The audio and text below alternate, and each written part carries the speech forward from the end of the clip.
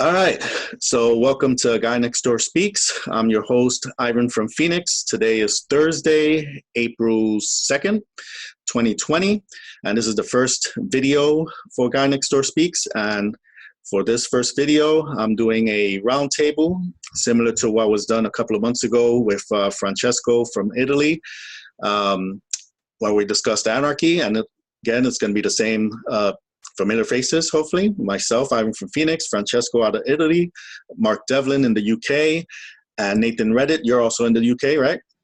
That's correct. All right. Thank you. Yep. So this episode, we're going to talk about what everybody else is talking about, the World Series. Oh, wait, no, that's not happening. Neither is NBA, neither is soccer, neither is hockey.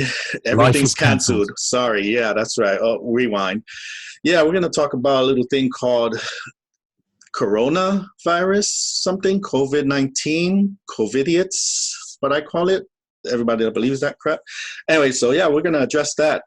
But before we do that, today, like I said, is April 2nd. And a couple of months ago, the truther, anarchy, conspiracy theorists, freedom community, we lost someone very near and dear to me, kind of from long distance, but someone that pretty much impacted all of us here in this video in one way. And that's Barb Talica, as she's known on social network, but that's Barbara Marinelli. And that was Mark Passio's significant other for about 13 years. And so she passed away a couple of months ago. And I just wanted to dedicate this episode to her memory, because like I said, Mark Passio is what on earth is happening is something that brought all of us here together in one way or the other, because Mark Devlin heard of me through that show. Francesco heard of me through that show. I'm sure Nathan Redditt's come across the natural law work there. And yep. According to Mark Passio and others in that group, a lot of that what on earth is happening would not have gone off the ground if it wasn't for Barb. So I just want to dedicate this to her. And I have personal experiences with her, the 2 Free Your Mind conferences that I went to, or 3. Hung out with her, got to know her. My conference out here in Arizona, Truth My Reality, she came out to assist Mark. And so we hung out and got to know each other. So it's very shocking when someone that we can talk to and relate to every once in a while all of a sudden disappears, it's gone. And as far as the details to that, that's been kept kind of private. Most I can say was that it was like accidental. So whatever, that means. I know there are also some conspiracies. Some of us might think, right before this big pandemic breaks out, she drops, she's gone. And all this is going on. Could that have been one of the early cases of it or something? And, during these times, a powerful voice in Mark Passio is not coming out because he's dealing with the loss of someone so important to him. So I just wanted to put all that out there. And I'll just open it up if anyone has anything to say. I know Mark Devlin, we both met her in Philadelphia at Free Your Mind. So any thoughts on this? Well, yeah, I met Barb 3 times at 3 consecutive Free Your Minds.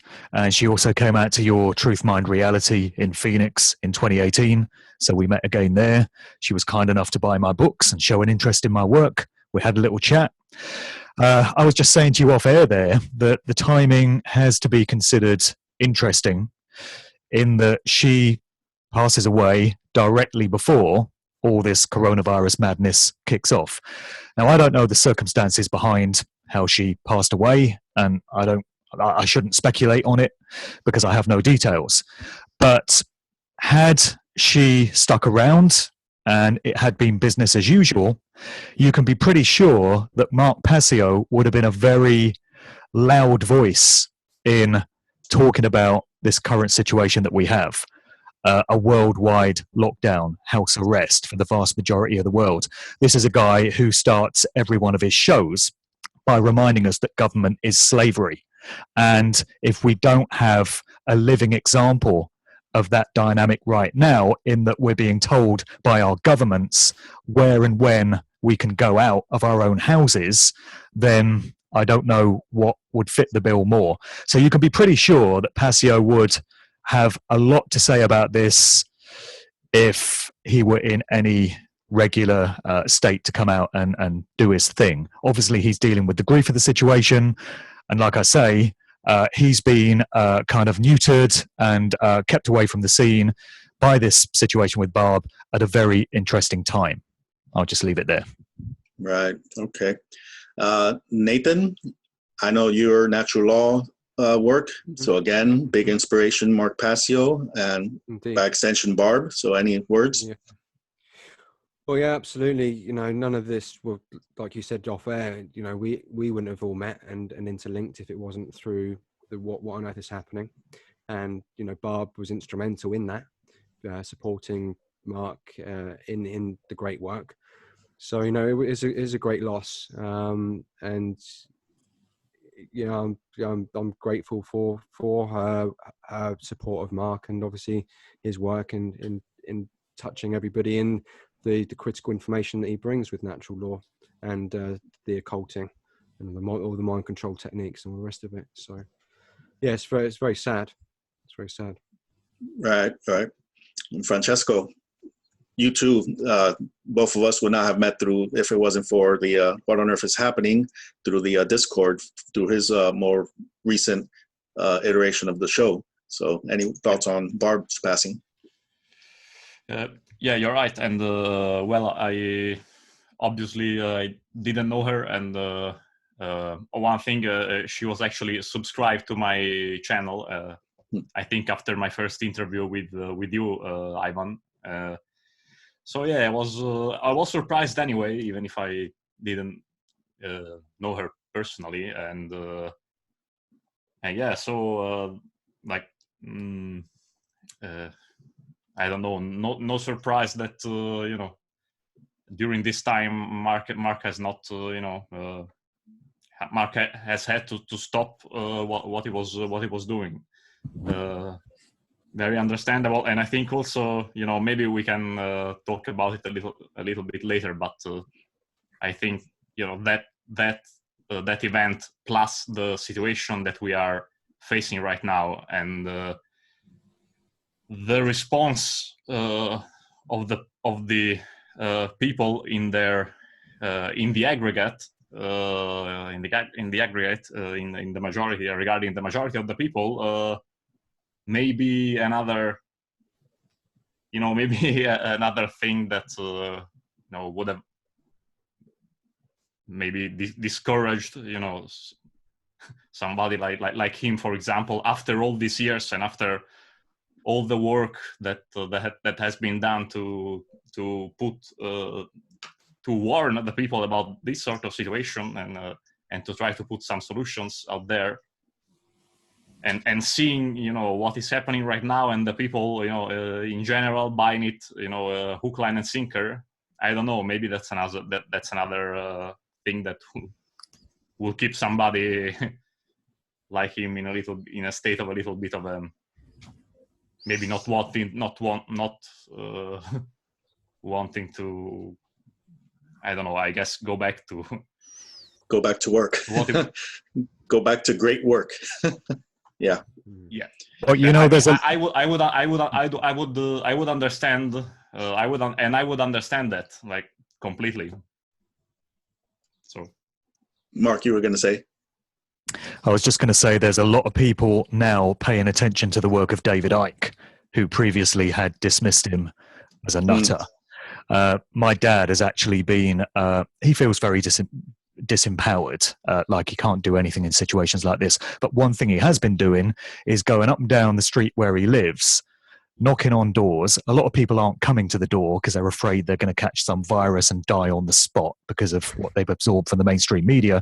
But some people that have answered the door, he's been talking to them about the work of David Icke, and he said you should take a look at this guy's website, listen to some of his interviews, watch some of his videos, because he's been warning about this type of situation for years. And if there is any positive to be gained from this whole situation, I think it's that a lot of people that had previously been written off as conspiracy nutters are getting somewhat vindicated in terms of the things that they have warned against for many years coming true very quickly and becoming a very real part of our lives. So I think a lot of people are starting to pay attention to the likes of David Icke and many other researchers. So I guess we have to try and find some positive in that. Obviously, not everyone is going to pay attention to truth and is going to come to realizations of the true nature of our overlords who seek to control us, but a few might. And if a few come out of this situation seeing the world in a different way, then that's got to be something of a benefit to all of this, right? I'm just trying to find the positive in this situation. Right. Okay, so getting into our topic then from that with Barb. Barb, to me, actually reminds me of The Lord of the Rings and a lot of films like that, or stories like that, where someone very small or kind of insignificant or nobody pays attention to, how their one little act that they do has a major impact. So look, Barb, no one had ever heard of her. She helped support Mark in What on Earth is Happening, and her one little thing, now that keeps spreading. And I kind of touched on that in one of my earlier podcasts about even the smallest person can do the most smallest thing and have the biggest impact. So just by her helping support Mark Passio, look at all of us, the knowledge that we know, so all of the light occult knowledge that's out there because of that. So like Mark says, Passio says, that in whatever way you can help, you don't have to do your own podcast or hold your own conference or make your own documentary, just little things, just whatever, financing something or just, distributing something, just any little act is part of the big, great work, so many hands make light work. So just wanted to kind of put that in perspective as far as Barb, someone a lot of people never heard of, but how big of an impact she actually had. And now going on to what the topic, I don't know, we can kind of start in a positive, even though everything's all negative. But yeah, I just finished watching a YouTube video by Dana. I forgot her last name. She's one of the ones a couple of weeks ago that first released that information showing how the coronavirus symptoms in Wuhan and the 5G was going on, and breaking down 5G and how its effects on the human body can, mimic whatever quote unquote symptoms they say coronavirus has. She just released another video a day or two ago showing citizen reporters out there, people power, actually in New York, going to the hospitals with the video cameras on their phones, recording, no lines, no big old, people dropping like crazy and emergency rooms overflowing and, all these ambulances out, nope, none of that. So it's an excellent video. Citizen Reporters, I think it's called, and I'll share a link later. In fact, I might be able to pull it up here because I have the video. Let's see. All right. Just while you're doing that, I'll say that it's the same situation in the UK. And I had correspondence with somebody yesterday whose partner works in one of the big hospitals in one of the big cities in the UK.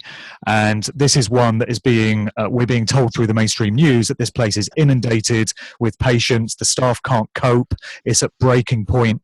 And this guy that works in the hospital has given us the insider's view. And he said that the A&E ward is empty.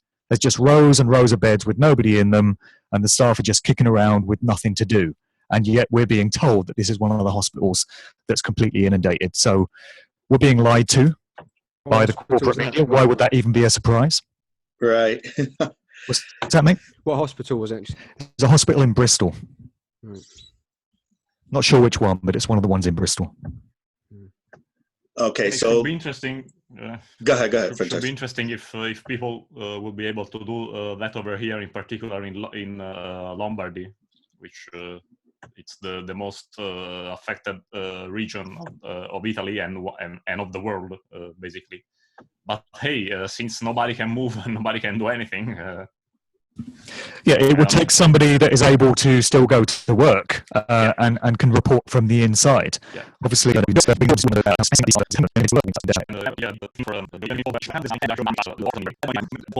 hadn't shut down their mind before, they shut their mind in that moment after they showed those images.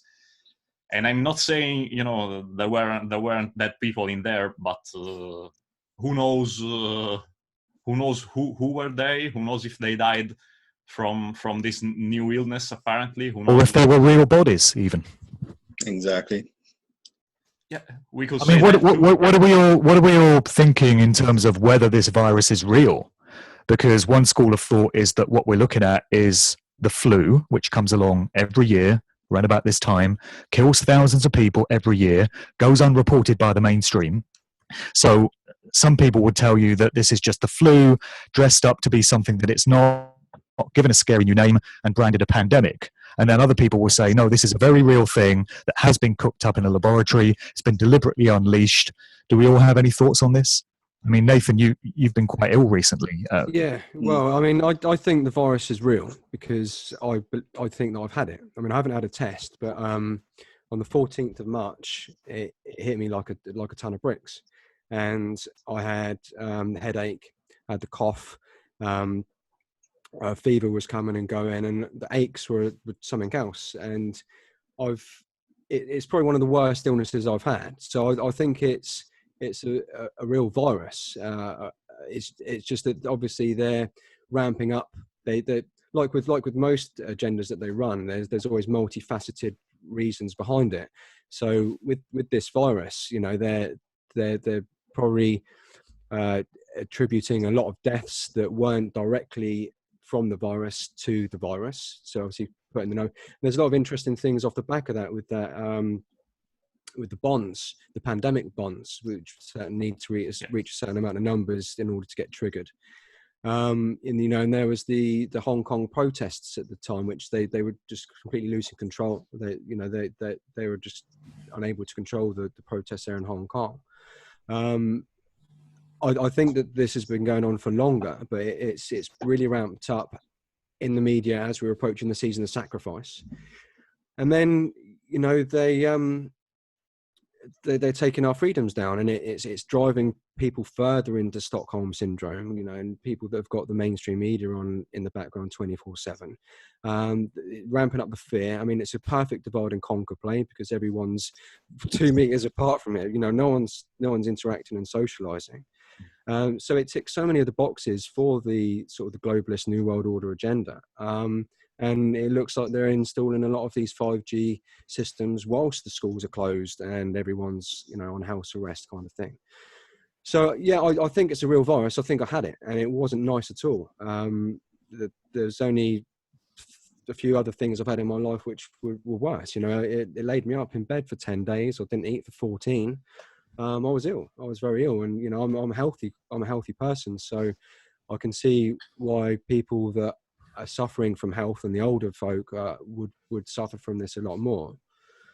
So that's kind of really my take on it. I think it is a weaponized. I think it's just flu, which has been like a chimera. They've altered the DNA, and there's an article in the 2015 Scientist.com talking about this and the ethics of messing with nature to this degree, and obviously we've got the level 4 Bill Gates funded biolab in Wuhan, which coincidentally goes alongside the launch of the 5G, wasn't it? Want to be the first cities to launch 5G.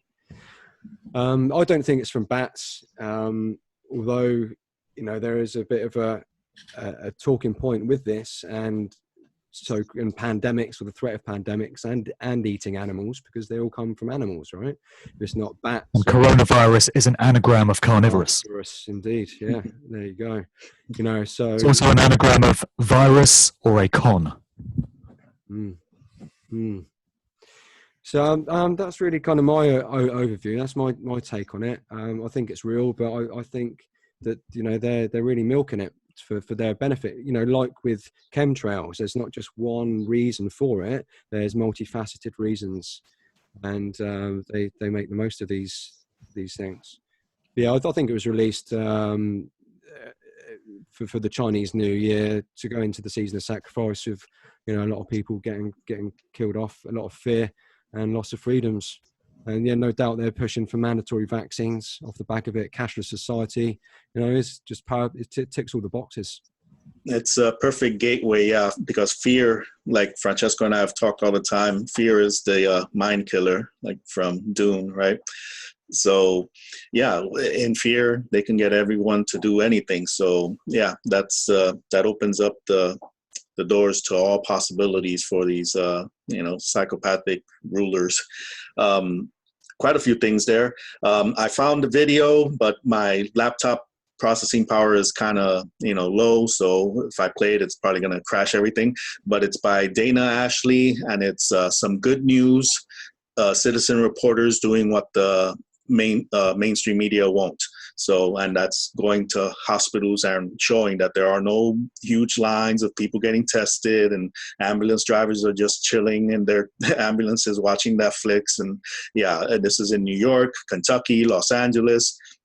All over the U.S., there are citizens actually going out there and doing what the mainstream media isn't, which is reporting the truth. So that's at least one positive, that there's some people power out there. There's still some critical thinking left in America. So maybe a small little percent, but at least it's better than nothing. So, all right. So, Francesco. If I may just add something, I wanted to say that I agree with what Nathan said. I think based on the things that I've looked at, and on the research that people are doing online that I've been looking at, I think the virus exists, and I think it was I think it was released. They don't need to make a huge.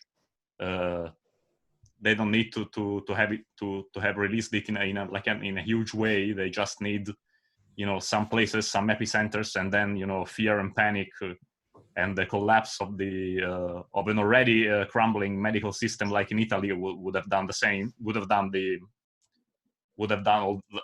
all the damage, the most of the damage.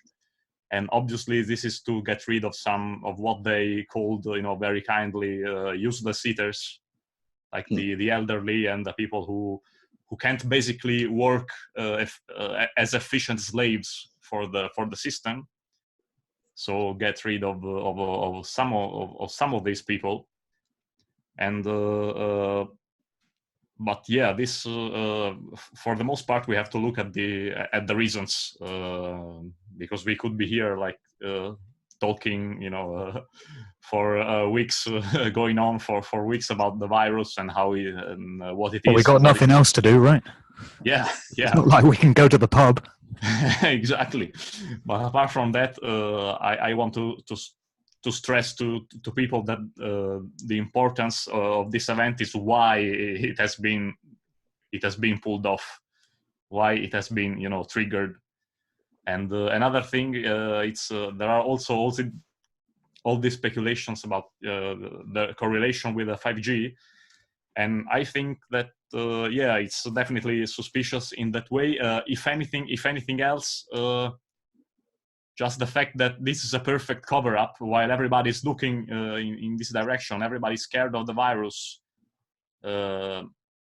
Nobody will look at when they start putting antennas outside our windows.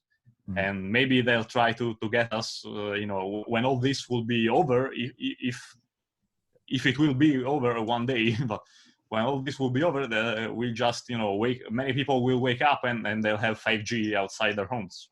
So it's the perfect distraction for that too. Right. It's distracting from a lot of things, isn't it? Yeah. Sorry. Nobody's talking about Prince Andrew and Jeffrey Epstein anymore. Yeah. The Hong Kong protesters are gone. Yellow vests. The yellow vests in Paris are gone. Exactly. All these things that were in the news are no longer in the news. And as you say, when we come out the other side of this, whenever it will be, nobody's going to remember all that stuff because we've got new things on our minds now.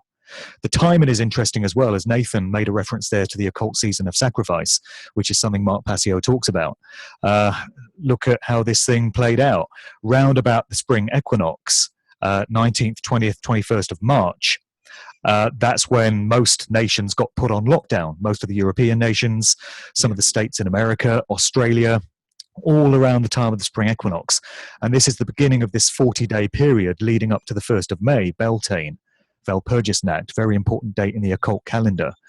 If you look back over the years, many stunts have been pulled round about this time of year. Lots of wars have started, lots of false flag terror events have kicked off round about this time. They do favour this time of year for these types of events.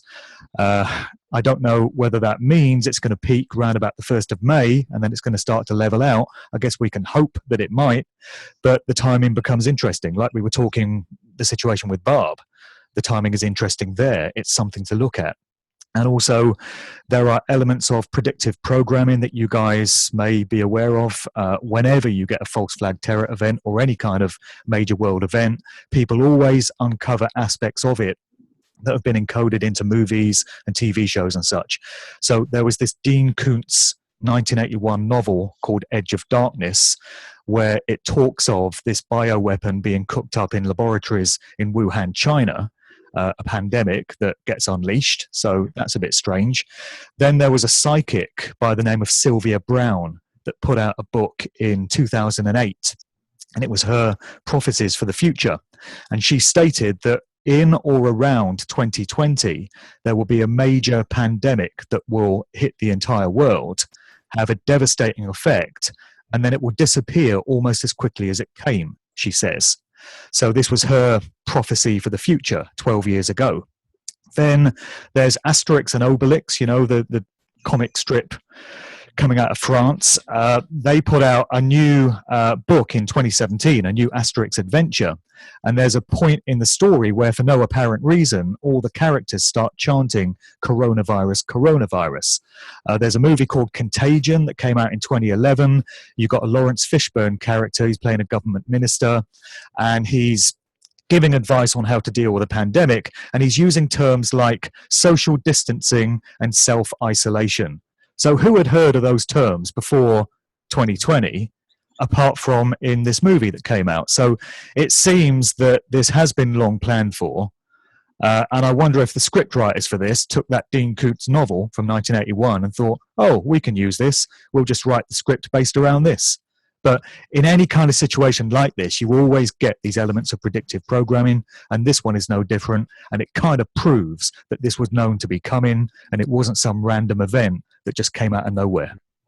There was a Japanese movie as well a few years ago, and they're talking about the coronavirus being a modified like chimera strain, and so there's quite a few predictive programming, like you said, Mark.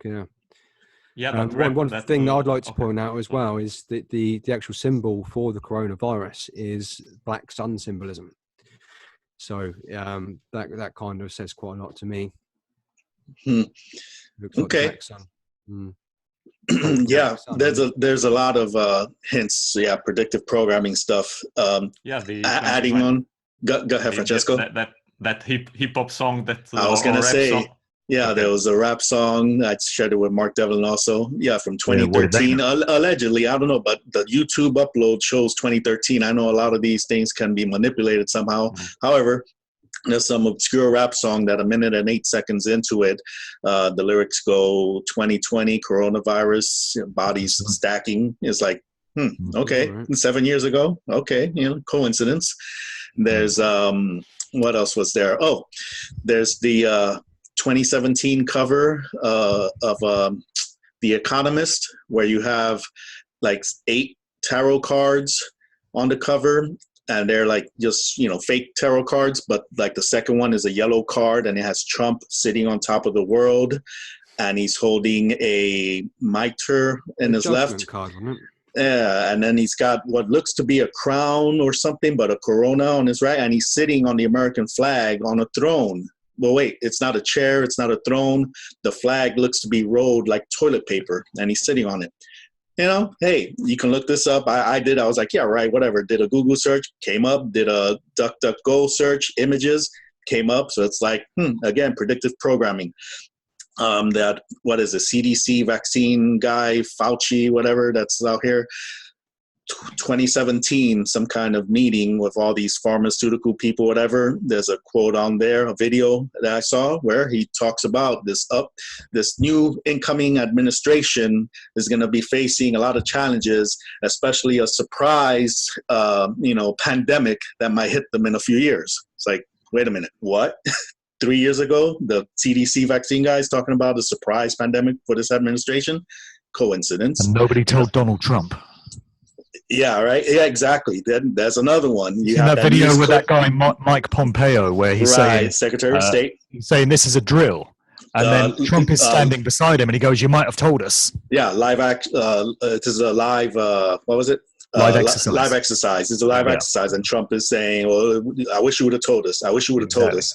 So it's like there's stuff all over the place that the mainstream obviously is not going to point at, and it's up to people to, power to the people. The people need to be, guess what, anarchists, rule themselves, no masters, and look at things. But if they don't, they just drag the rest of us down with them, like the crabs in the buckets, But we're trying to put that information out there. It's, one or two things, coincidence. But when you see over and over again, and the same routine, like 9/11, fear, you got to take these rights away for your own protection. Now this, fear, take rights away, stay at home for your own protection. So they keep playing the same routine over and over again, and no one's the wiser. But anyway, so anybody have anything else to add along those lines? Predictive programming and stuff? Programming, not so much, but as far as what you said, I wanted to say that I don't know if any, mainstream people or normies or whatever will ever watch this, but it's important that to remind them that there are informations that they can look at that come from mainstream people. There is a very good episode of The High Wire with Del Bigtree that explains. That shows a lot of these doctors with lots of titles before their name, like they are sort of academic monsters, and they are all taken. They were all taken by surprise at what the response is. The response has been by governments in the face of this supposed crisis.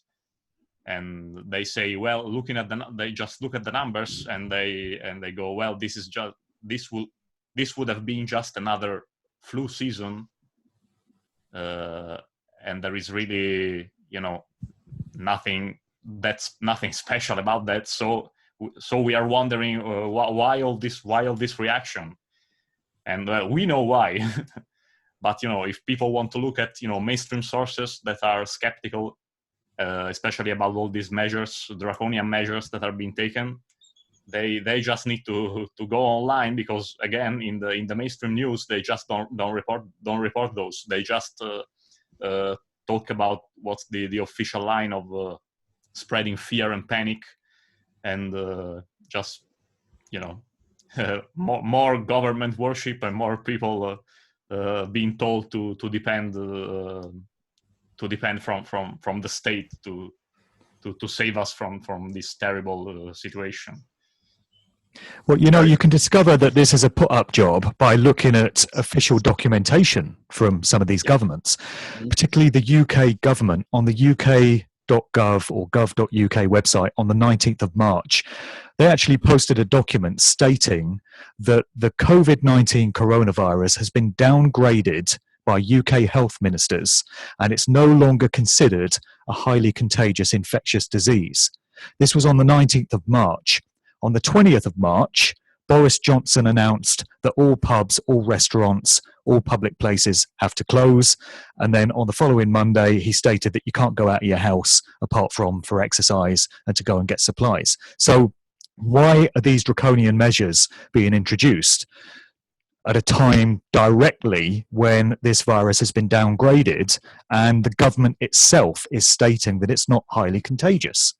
I've written to my local MP, just for the hell of it, to ask for her observations on this. And I've suggested that maybe the totalitarian measures that we're facing have an ulterior motive to them. I'll be interested in her reply. But, you know, people that don't place any stock in alternative news sources and they think we're all conspiracy nuts and all this might like to ask themselves why the government themselves on their own website made that statement and then closed everything down. Isn't that a bit strange? Yeah. And also, if you look at the years in particular, 2017 and 2018, if you look at the numbers for the first 11 weeks of the year, so it's pretty much the time period that we are in right now. And if you compare those to what's happening in 2020, like right now, you will see that we were in a much dire situation during those couple of years. And so, but did anybody notice? Did anybody notice? No. They don't even report the figures on the mainstream news because it happens every year. Yeah, they do report the initial fear numbers. Like I think it was out of the UK or something, that one doctor that said there was going to be like 500,000 deaths due to this. And then the next day he comes back and says, oh, you know what? My calculations are wrong. It was 20,000. So still, that's some bad numbers. But damn, from 500,000 to 20,000. And like we've seen throughout history, a mistake is put out and taken for truth by everyone. And then sometime down the line, the redaction comes out, but it's not in the main headlines. It's somewhere 6, 10, 20 pages in the back in a small little paragraph or just a small little audio clip, you know, but the damage is done. Everybody already got the first big headline of the lie, but then the truth or redaction, that gets put aside. And you'll probably find 33s and 66s in there all over the damn place. Oh, there's loads of 33s, loads of 33s going on, yeah.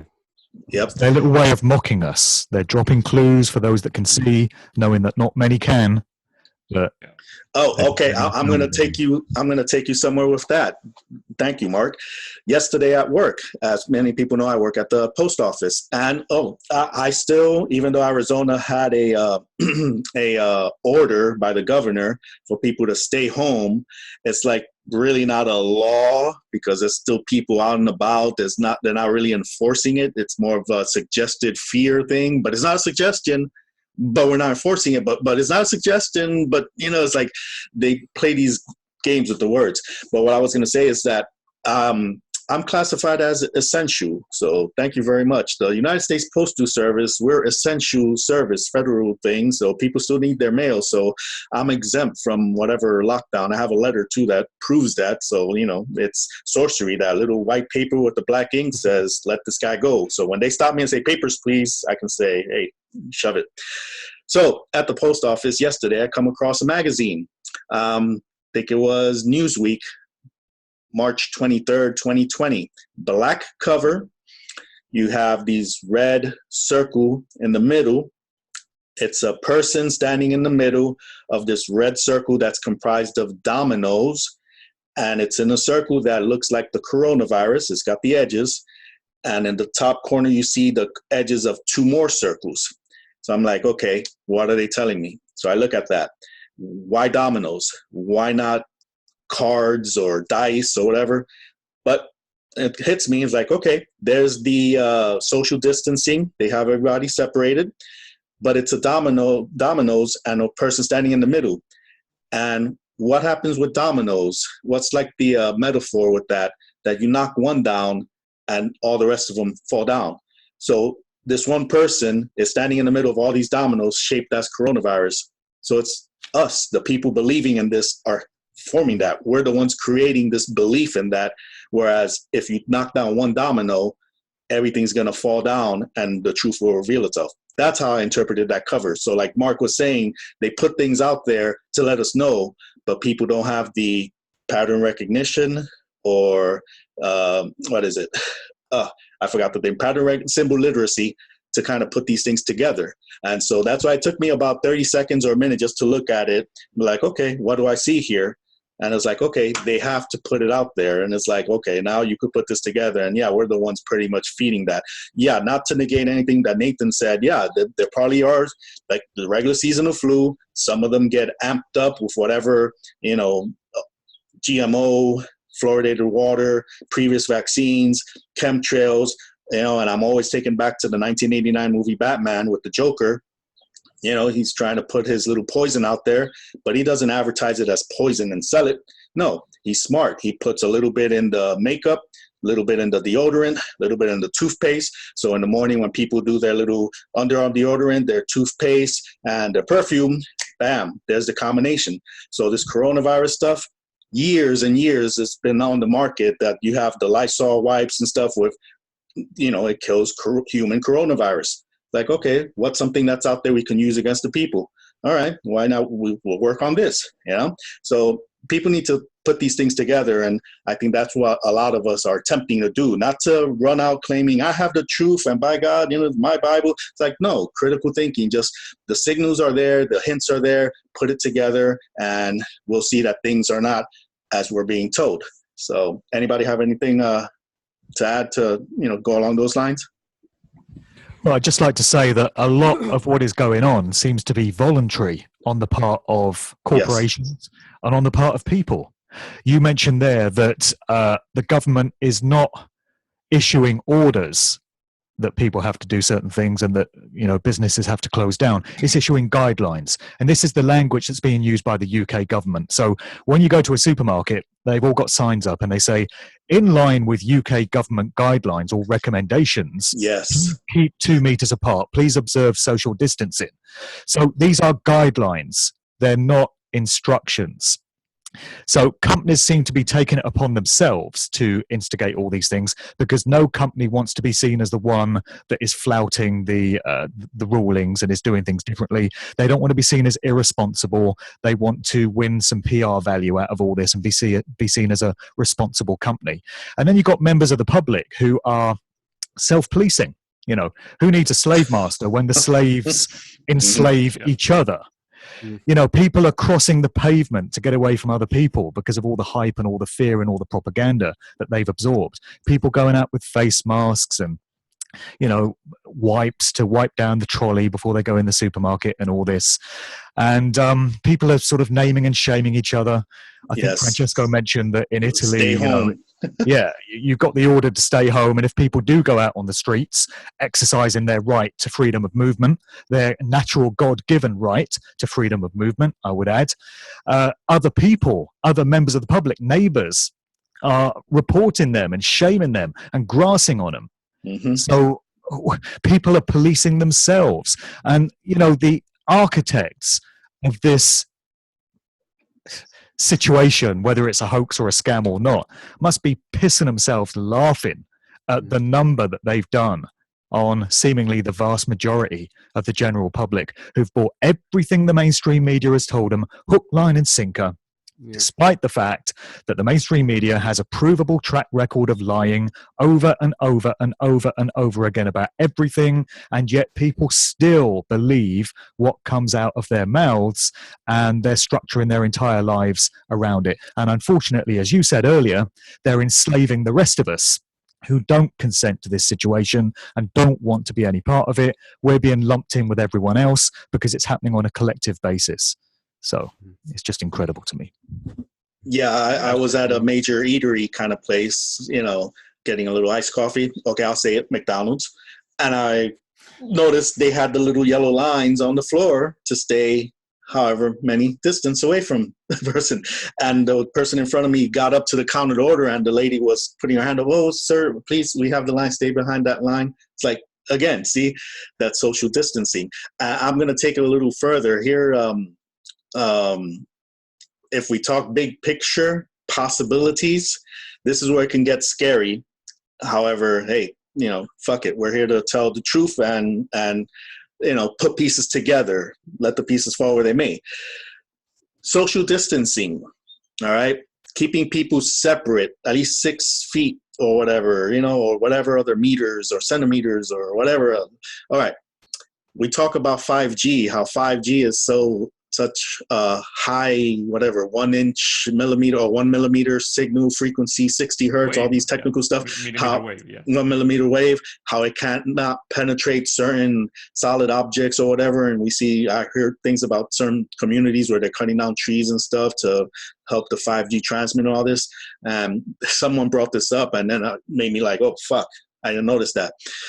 Yeah, social distancing, if everybody's lumped together, maybe the 5G can't penetrate each person, but if they're separated by a certain, distance, it's a cleaner line of, shot, where the 5G, okay, boom, boom, gotcha. And why are they forcing everyone to stay at home?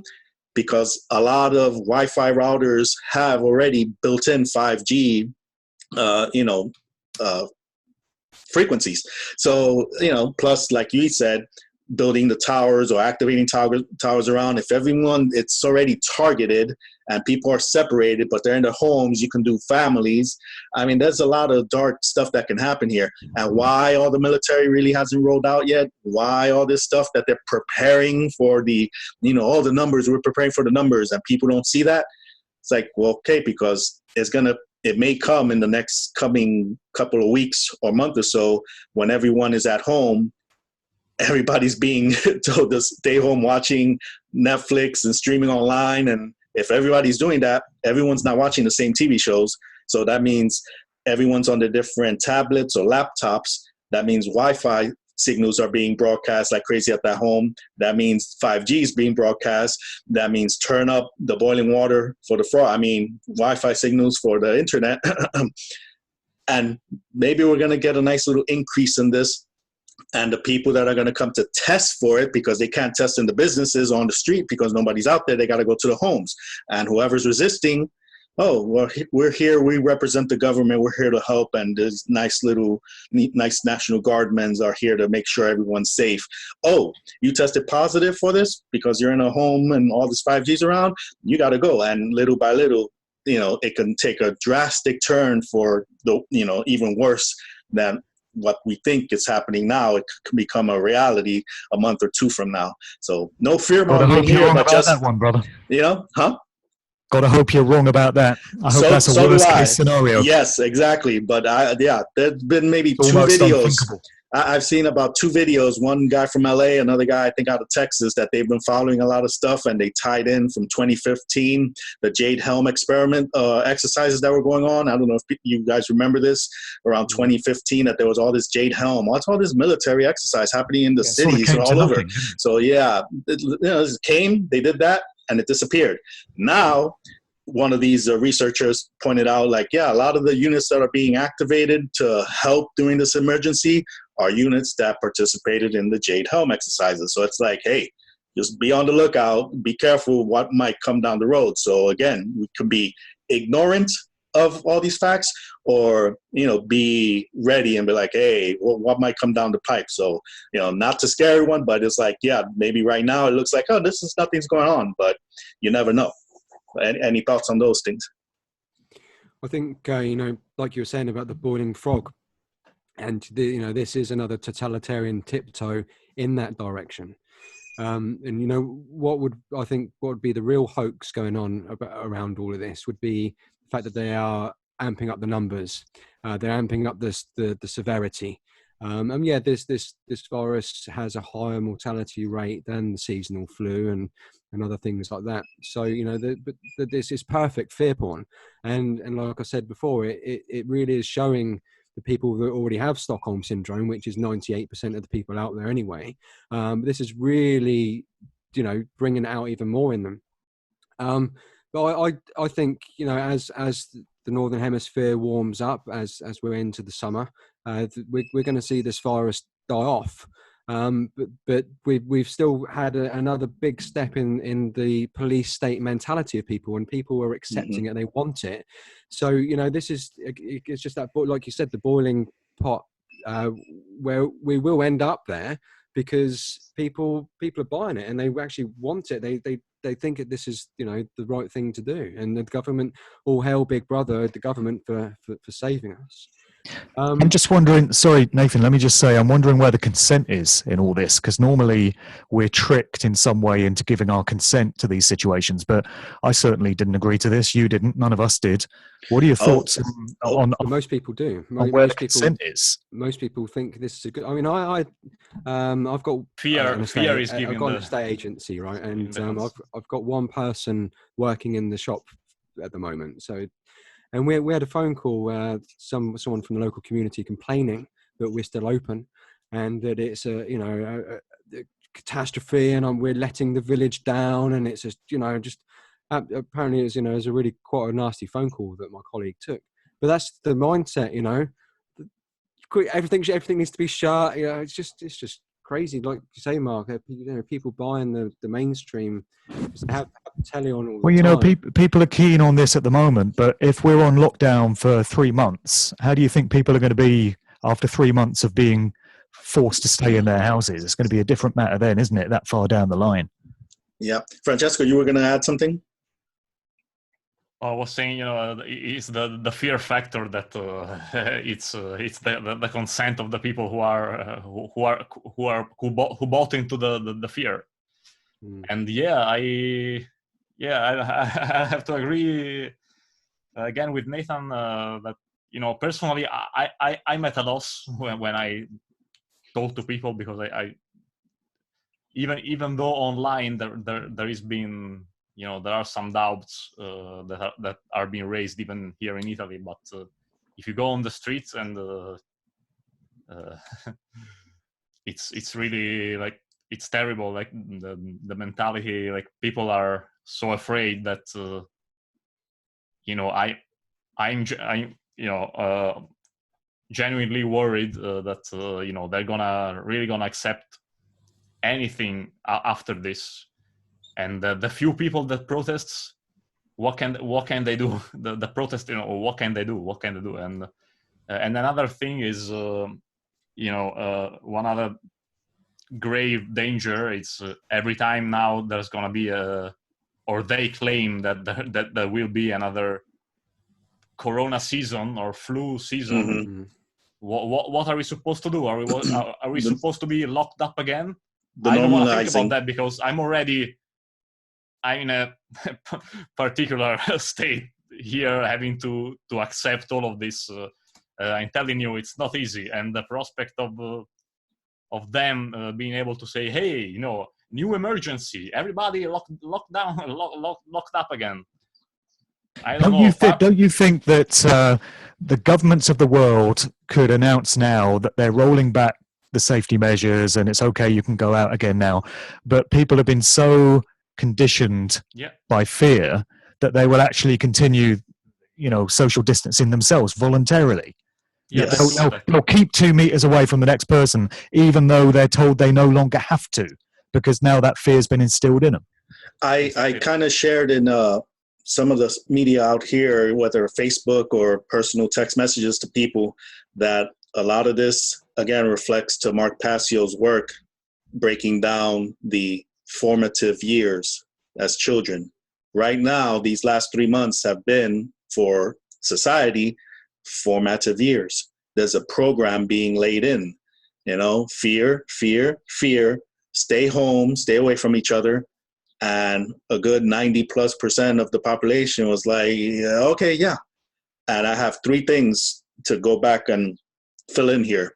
One, I had a coworker the other day that I shared some of this information with, and she was pretty reluctant, oh yeah, not loud your head, yeah, but no, okay. You can tell the cognitive dissonance is back and forth. So I tried to simplify it for her. I said, okay, let me ask you this: what matters most to you? What's more important, your health, your security, or your freedom? She said, oh, my health. It's like, okay, so you prefer to be a healthy slave? She was like, I prefer to be healthy because we're never going to be free. It's like, okay, so this is where that mindset is. So fuck it, freedom. We're never going to be free, so I prefer to be healthy. So, okay, that's just one person at least. I know statistically that doesn't mean anything. But we know that there's a majority. Yeah, there are many that are like that. The satanic, mindset, selfishness. second thing I wanted to bring up was with what the hell was it? I should write these things down. Damn, now I'm drawing a blank. What else? What else was there? Oh, man. Damn it. Never mind. I'll see if it comes back. Anybody have anything? I need you guys listen to the Vodafone whistleblower, the ex-CEO. Because YouTube were taking the video down. I've had a little bit of difficulty finding it, but I did listen to it today. Oh, what's he saying? It's going on about digital currency, 5G, replicate the symptoms. But whether it's a bona fide actual Vodafone CEO or whether it's just some guy. But I had to listen to it. I'm sure you guys are familiar with most of the conspiracies around 5G and Corona and the financial crash and digital currency and all that kind of stuff. But Cullen Smith from Lifting the Veil, are you familiar with that? Yes. That guy? Yeah, I am. He's done a good article about Corona and 5G and how a lot of it doesn't add up, what a lot of the conspiracies. So that would be worth checking out. And Mick the vegan, he's done a good article about the Corona belt, which where most of the cases are in a specific banding around the planet with the temperatures and humidities. And so he's kind of predicting where it's going to sort of impact a little bit more. But that, that kind of goes back to what I was saying about the seasonal temperature, as the virus is going to die off as, and it wouldn't surprise me as the season of sacrifice comes to an end, to be honest. I kind of remembered one of the other points. Rolling. Oh, sorry. Go on then, mate. When Mark was talking about consent, made me think of something, reminded me of something. I might have mentioned it to Francesco a week or so ago, but I had received an email regarding my router. Everyone knows, right? You have a modem and a router for your internet, and sometimes the routers are just the wired ones, or sometimes they're Wi-Fi transmitting. And my particular router is by Netgear. So I received an email from Netgear that there was a software update requirement. It's like, okay, I've never received an update for the actual, mechanical or component there. That's never happened. So I was like, what the frickin' hell? So I didn't agree to it. I just clicked open to see what it's all about and went to the site. And I started reading the terms and conditions. So it's not necessarily, I think, it's not necessarily an update of the software itself. It's an update of the terms and conditions. Because as I began reading this update for a router, which just happens to transmit 5G, one of the things that stood out to me was how, kind of like the vaccine industry is not liable for damage, this company was asking me to accept these new terms and conditions where they're not responsible for any kind of mechanical damage, physical damage, or medical injuries from their equipment. I'm like, okay, now wait a minute. This is a piece of digital electronic thing. What physical damage can this do? 5G maybe? Then no, maybe 5G down the line may come back in 5 or 10 years. Oh, 5G. But guess what? You accept the terms and conditions, they're off the hook. They're not liable. You can't sue them. So these corporations, or at least this one corporation, in my eyes, this is how I interpreted this, was, not going to be able to be sued or responsible for any damage that may be revealed in the future based on 5G. So I was like, that's interesting. And I kept reading some more. And something else that kind of stood out for me was that this device that helps you get on the web, on the internet, started implementing some of the guidelines or restrictions, kind of like the social media networks like Facebook and YouTube and Twitter. And what makes me think that was that it was suggesting that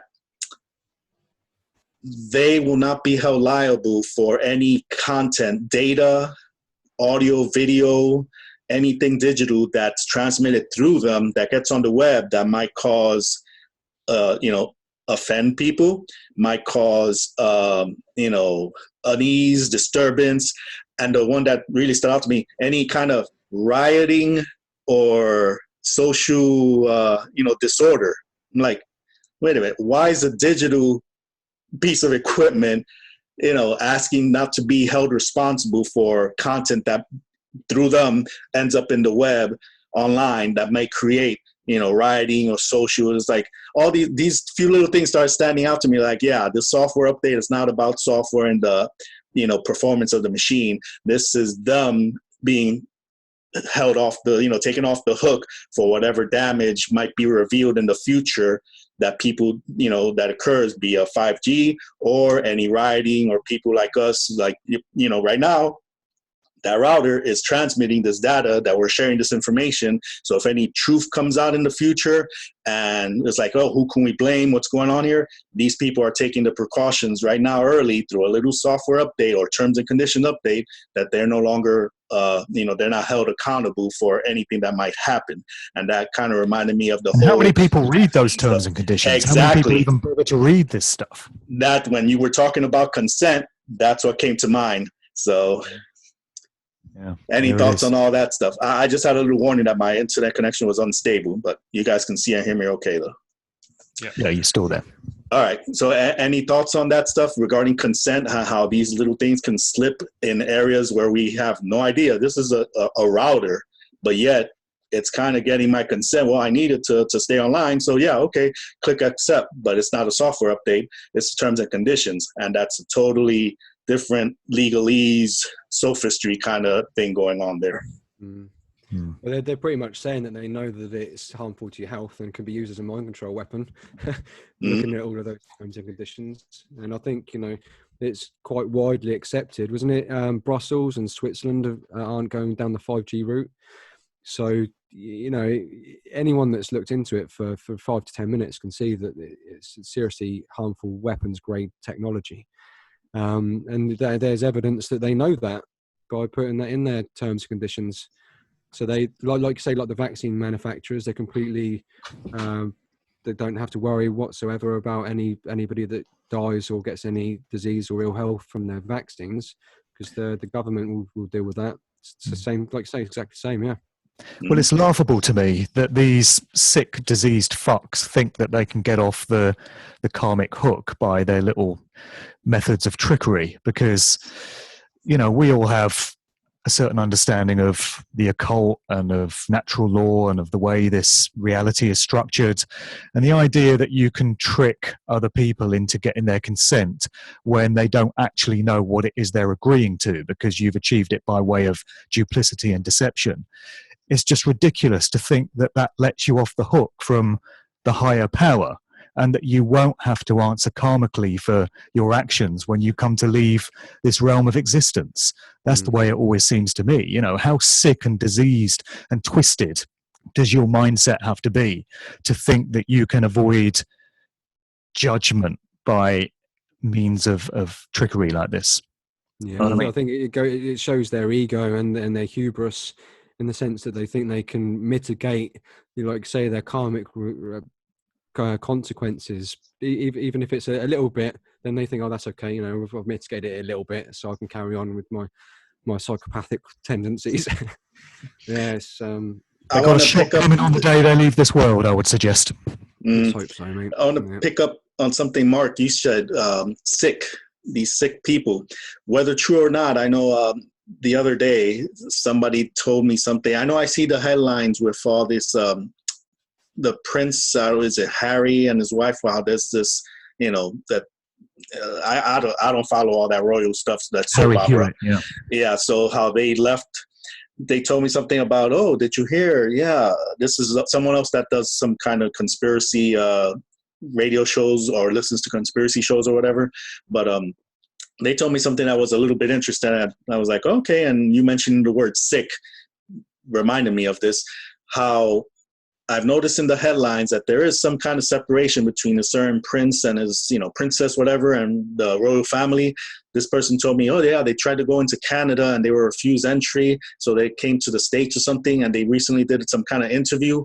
And in that interview, that prince guy, he said the reason they wanted to get away from that is because they're learning that they know that the rulers of this planet are sick.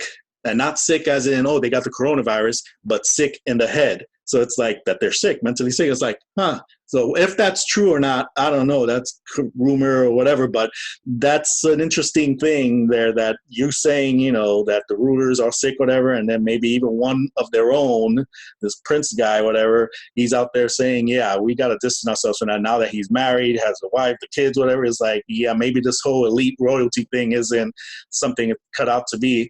And, you know, maybe some of the headlines might reflect that, because like I said, at the post office, I see all these magazines come through and like, oh, the royal family, the queen and this person, no, they're not on talking terms, or this person's separate. I was like, huh, that's what they're telling us, but maybe behind the scenes something else is happening. And I'm reminded of David Icke many years ago interviewing that lady, I guess Mark you might know, or Nathan, that lady that either worked at the castle, Buckingham or something, that Diana's friend.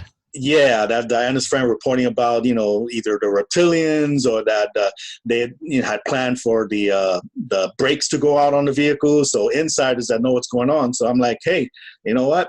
You know, either take it with a grain of salt or put it in there might be some truth somewhere in here, you know, regarding this Harry guy, and finally saying, yep, they're sick in the head and I don't want anything to do with that. So any thoughts on that? Well, he better watch what cars he gets into. Yeah, that's true.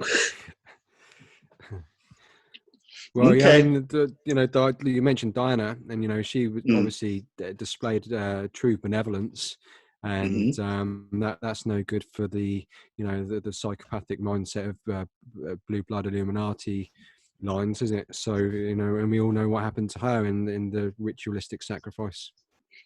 Right. Okay. Now this can, maybe we're almost done here, but this can kind of bring it to a somewhat positive angle. That being Princess Diana, someone in there that kind of spoke out or knew what was going on, and we see what they did to her.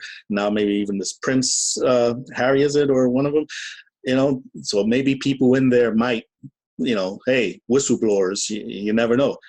And I'm bringing this up because there are little elements that, if we notice, pay attention, are signs to give us some hope. And a few weeks ago at work, something happened that kind of, you know, it made me feel better. Like, oh, maybe something positive can come out. You know, maybe humanity isn't completely dead. And what I mean by that is that at work, there's a lot of different personalities, like in every other place. You know, people that are cliques. You know, you got this group together, that group together. This person likes this person, or this person can't stand these people. There's tensions all the time. So, you know, you got a whole wide range of different emotions. You know, so a lot of people don't work together. We have different machines at work, and the schedule is like, oh, I can't work with that person, I can't work with this person. It's like, okay, fine. There was one time a couple of weeks ago where we needed to do a certain task, and all these different machines, everyone came together in a certain section, and everybody chipped in, even though everyone didn't really like each other, yet everyone chipped in, and within 15 minutes, this task got done. And from like standing back, observing that, I noticed what was going on. I was like, wow, in my mind, I was thinking the worker bees, the worker ants, you know, many hands make light work. So even though everyone had their differences and dislikes or whatever, when all that's put aside and everyone focused on one task and just hit it, it got done. It was done quickly. It got done correctly. And then everyone went back. And just that one little event made me think of humanity, you know, where we're at. All it takes is maybe just that one spark, like a Barb doing her one little thing or some other event, and humanity can come together. And like the video I mentioned at the beginning of the podcast today that Dana put out, where you have citizen reporters, people out with their cameras recording, yeah, media says this, but look at what's actually going on. So perhaps if more and more people start putting all the bullshit aside, and maybe this is where this plan might backfire on the elites, having everyone at home and stay on the internet. Maybe some people might find more David Icke videos, Mark Passio videos, start watching these YouTube videos. Are like, wait, MSNBC and CNN are saying the hospitals are overridden with this, but this YouTube video shows nothing's going on. Hold on. And maybe that one little spark is people coming together and start focusing on, hey, we need to find out what's actually going on. And you never know. That's what I'm kind of waiting for. And sometimes I feel like, oh no, don't tell me it has to be me or one of us that have to be that spark, whether it's a work we do or maybe even some kind of, God forbid, martyrdom or something like, hey, they came in to vaccinate me. I said, fuck no, we had a shootout and I got killed. And you see a Facebook page posting, oh shit, Ivan, something happened, whatever. Okay, keep scrolling, next video. It's like, what the fuck? Or people were like, hey, fuck this shit, whenever and you never know what the spark's gonna be, but it's there. The potential is there for people to come together and do what needs to be done. So I wanted to kind of put that out there, possibly as a final, theme or topic. I think we need to be very careful with hopium, because if we be completely honest with ourselves and we look outside on what's going on, people are buying this hook, line, and sinker, and they're so driven further into Stockholm syndrome, and that's the real epidemic. That's the real problem out there is religious type thinking and Stockholm syndrome, and that all those people coming together to do a task. I mean, that's great, and that shows true human nature, and we are benevolent, but the potentiality, the spell that people are under at the moment, because they've got the fucking mainstream TV on 24/7 in the background, dripping the dark world views, and there's no point, we're always going to be enslaved, humans are inherently evil, all of this kind of stuff. But I mean, I'd love to have some hope myself, but I look to see what's going on, and it's 99% of people have got religious type thinking and lack critical thinking and don't really know what's going on in the world, and they love their slavery and they don't want to be free. And that's the real fucking, excuse my language again, that's the real epidemic, and it does piss me off. If I could just speak to that, I've mentioned in many other interviews that I've done, or I've asked people to consider what would happen if a group of the likes of us, activists, whatever, were able to take over BBC TV for one evening. Just imagine. We bum rush BBC TV studios, barricade ourselves in, and broadcast cold, harsh truth, backed up by documentary evidence about what's really going on. For as long as we're able to before security break down the door and carry us off. Now, if we were able to get half an hour on BBC primetime TV to prove to the general public that they're being lied to by their governments, that the world is nothing like they're told it is, that would have an incredible effect. And I'm reminded of two famous quotes from two of the biggest Illuminati bloody overlord scumbag pieces of shit that you could ever wish for. One would be David Rockefeller. I mean, both these have passed over now. God knows what their life reviews were like, or what price they're paying for their actions in this life. But David Rockefeller once made a quote to the effect of, "We have to thank the editors of the New York Times, the Washington Post, and all these other great newspapers for protecting us from the spotlight of scrutiny." So he's saying that these mainstream media outlets are there to avoid the truth from getting out and to give a skewed perception of what's really going on to people. And the other quote is from George Bush Sr., who said something along the lines of, "If the American public ever discovered what we've really been doing to them, they would chase us down the street and lynch us from the nearest lamppost." So this speaks to them knowing that the minute the vast majority of the general public come to discover the number that these bastards have been doing on them, it's game over for them if we are able to come together in our united numbers like that. So they're completely reliant on the bought and paid for mainstream media to give us the version of events that they want us to perceive. And they're very worried about what would happen if large numbers of people ever discovered the truth. So there's some optimism in there for me, in thinking that if we can ever find a way of reaching enough people with cold, hard truths, that there's some hope to be gained from that. I do agree with Nathan that the vast majority of people are under mind control and slavery, but I don't think it's unbreakable, and I don't think all hope is lost. Well, there's something that came to mind. It's we usually refer to this sort of scenarios as problem, reaction, solution, but there's also the crisis, chaos, opportunity, and it's all it's a matter of who will take the opportunity. Because just think about the potential for this situation to be exploited by humanity if we weren't almost all under mind control.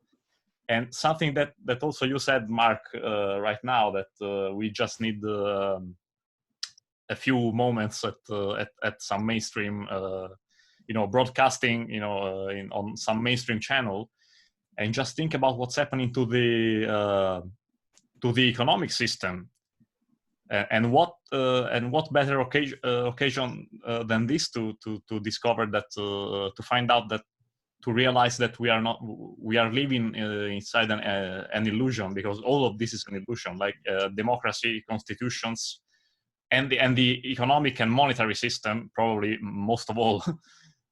And just look at what happened to what is happening to the economy in just 1 week of lockdown, of businesses being shut down, of people going out of work. The economy is pretty much falling. And what's the right now it's going to be bad for us, but just think about the implications of this if we finally came all together in just 1 week. Imagine, if we withdraw ourselves from the system, not supporting it anymore, not paying any more taxes, avoiding all the banks, etc., not feeding the beast. In just 1 week, imagine what will happen. In 1 year, the world will be a completely different place. And in a few months, 1 month probably, their whole system, their whole house of cards would have would have been destroyed, would have crumbled. So imagine, just think about that. Just think about what kind of teaching we could gain from this experience. But again, as Nathan said, who's gonna take the opportunity? Right now, it's them that they are exploiting because they've got most of their mines. All the whilst they hold 99% of the mines out there. Yeah, it's always going to be driven in the direction they want to drive it in, and it's been going on for hundreds, if not thousands, of years. And look where we're at. We've been talking about this kind of lockdown scenario, and then it's happened. It's happening. And if this is a seasonal thing, then it could well happen next year, and people will be begging for it again because they're still plugged into the mainstream telly. Yeah, I mean, on a positive note, if we look Are you at, sure? Yeah, I'll go. I'll do it once. Looking at all the pollution that's not going on because of all of the industry shutdown, and like the rivers in Venice and everything all clearing up, and so that's really nice to see. Nature having a breather and sort of coming back to life. They don't seem to be chemtrailing anymore. Yeah, exactly. Well, I think everyone's been chemtrailed. That's probably Maybe the pilots have all got the virus. Mm-hmm. Along those lines, there was somebody that did mention something. Isn't it funny, with all this corona stuff breaking out, all these mass shootings seems to have stopped, all these terrorist attacks seems to have stopped, all these wars, all this bad stuff that people were doing to each other. It's like, what happened to that? I guess they don't want to catch the coronavirus, so they're not going out shooting. Yeah, well, I guess they don't want to. Yeah, so it's interesting how that works, huh? Yeah, but ISIS wear masks anyway. They've got their ski masks, so they're safe. Yeah, that's true. All right. So I think we're pretty good there. I mean, we've done maybe an hour and a half or something, but anybody have any final thoughts, anything positive, negative, or whatever final things here before we start wrapping this up?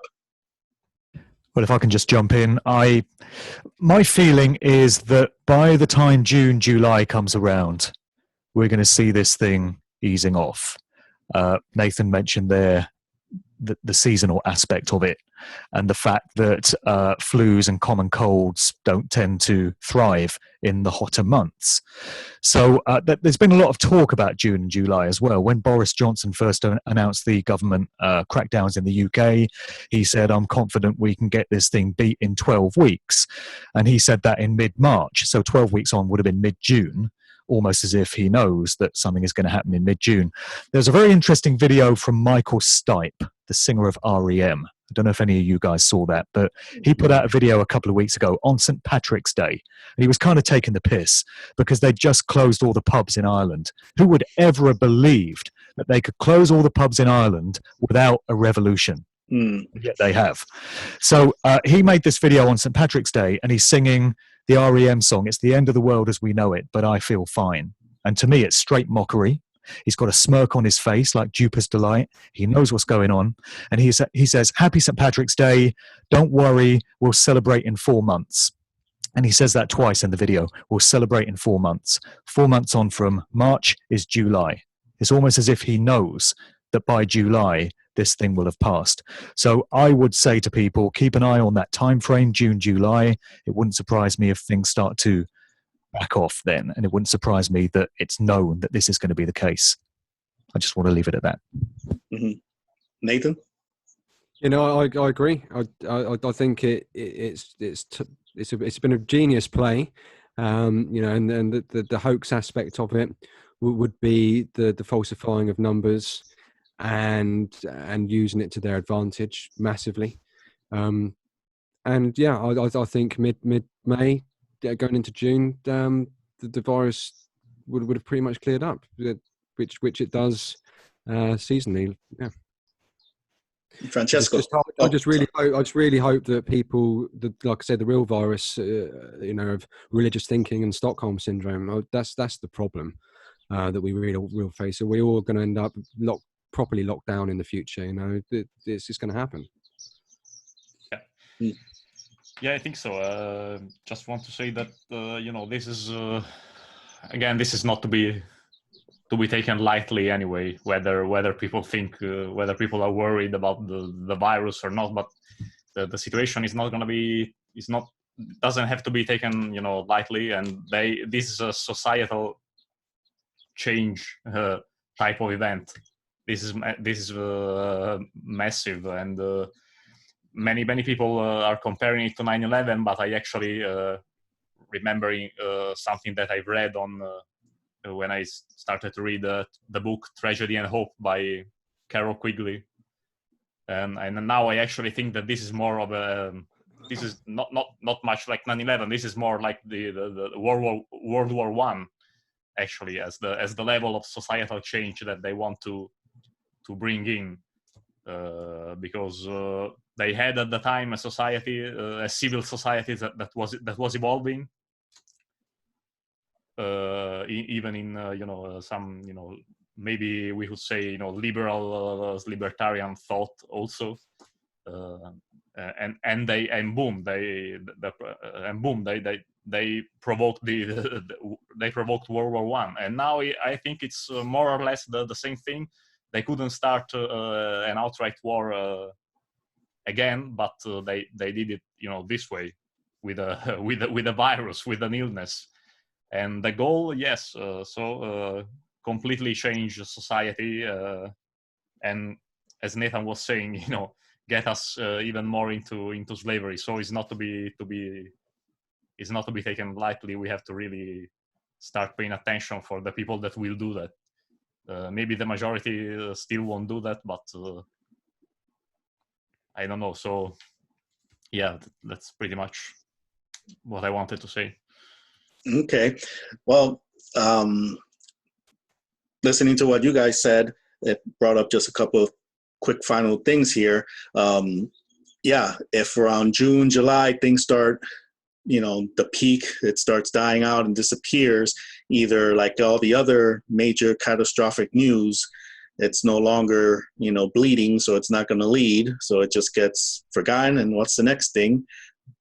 However, it's also going to be used to praise the medical establishment, CDC, and government. See, locking you all up, it did away with the virus. See, we did this. The same way the vaccines, you know, of polio and stuff. Like, look, the polio virus did it. Like, nobody's going to look at the stats that it was already, you know, going down before the vaccination, but they said, oh, the vaccination did it. So nobody's going to look at the fact that, wait, seasonal heating, it's dying off by itself. Nope, it's because of what government did. So again, there's going to be some more mind control kind of manipulation going on there. I wouldn't doubt. So yeah, and then I guess that's pretty much it. I don't know anything else. So hopefully, I like Mark Devlin's idea on hijacking the mainstream media. I think we need to do it for longer than half an hour, though. I'm thinking a couple of days. Just Passio's natural law presentation 24/7. You know, might wake a few people up. Yeah, 24/7. One day that may happen. One day, a few of us might find a way of making that work. Yeah. All right. Well, thank you, Ivan. So, yep. Thanks everyone for joining. Mark Devlin, if you have a website link, everybody real quick, YouTube channels or anything for people to get your information. Mark? You can catch me at markdevlin.co.uk, or my YouTube channel is Mark Devlin TV. All right, Nathan. Just Google my name, Nathan Riddett. I've got YouTube channels, interviews with Mark and Francesco and bits and pieces up there. Thank you. All right. And Francesco, I know your YouTube channel. I have a YouTube channel called the Free Thinker TS, and I still haven't put up any website, but you can. And I also have a BitChute channel with the same name, and I'm even on mine, just in Italian, it's Libero Pensatore TS. So okay. Yeah, I know you have quite a bit of Spanish with the conference that was going to occur until this, shit went down. But yeah, you got. They're talking about doing it on completely online, so like streaming things. So we'll see how that goes. Right. And Nathan and myself were due or are due to be at the Seed for Growth event in Ohio in late May. Mark Passio is due to be the keynote speaker there. Whether that event goes ahead or not now is anybody's guess. But as far as I understand, it's still on the table at the moment. Okay, good. Okay. All right. Well, my stuff is at freeyourmindaz.com. Whatever, current stuff I may or may not put up there. I don't know. I've been lazy about that. But I know Francesco will be uploading this with subtitles on his YouTube, and then I'll also put it on mine. So I guess that's it for this one. Hopefully we shared some light on, true things that's going on, what might be going on, shed some light on some of the lies, maybe ease some of the fears, maybe created some new fears unintentionally. But yeah, so again, this is what's going on now. So yeah, might as well put some somewhat level, balanced, critical thinking, thoughts out there regarding this topic. So again, everyone just do your own research. Apply the trivium, take the information in, process it, and then, put out some good, clean information best you can. All right. So that's it. Right, I'm off down the pub. Oh, shit. No. All right. So that's it for, I don't even know what episode number this was, but this is the first video one. So, all right. For Guy Next Door Speaks, this is I'm from Phoenix, and as I always say, depending what time of day you're watching or listening to this, good morning, good afternoon, or good night, and be well.